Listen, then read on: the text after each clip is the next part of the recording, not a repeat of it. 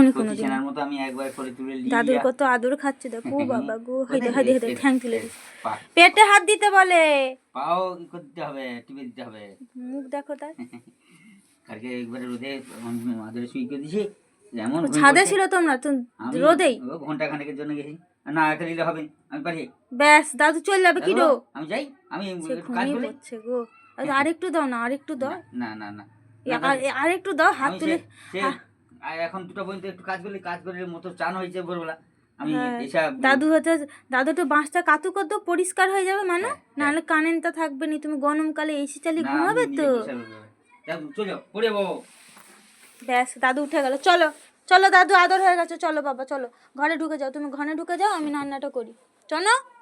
ব্যাস আর বাবার ঘর থেকে যাবে নি, দেখছো বা তোমার ঘর থেকে যাবে নি। আচ্ছা তুই এই ঘরে শুয়ে থাক, তুই এই ঘরে শুয়ে থাক, শুয়ে থাক, আমি পালিয়ে যাই, তুই শুয়ে থাক, আমি দরজা লাগিয়ে দিচ্ছি, তুমি শুয়ে থাকো তাহলে। দাদুর ঘরে যাবেন, দাদুর বাচ্চা কুটুর বাচ্চা, কেউ কিছু মনে করো না, আমাদের মেদিনীপুর জেলায় বাড়ি তো, যার জন্য আমাদের ভাষাটা একটু অন্যরকম, তো কিছু মনে করো না ঠিক আছে। আর আমার বাবার মানে ওর দাদুর প্রবলেমটা কি সেটা আমি তোমাদেরকে একটা ভিডিওর মাধ্যমে জানাবো, তো যার জন্য আমার বাবার কথার কোনো কিছু কেউ মনে করো না।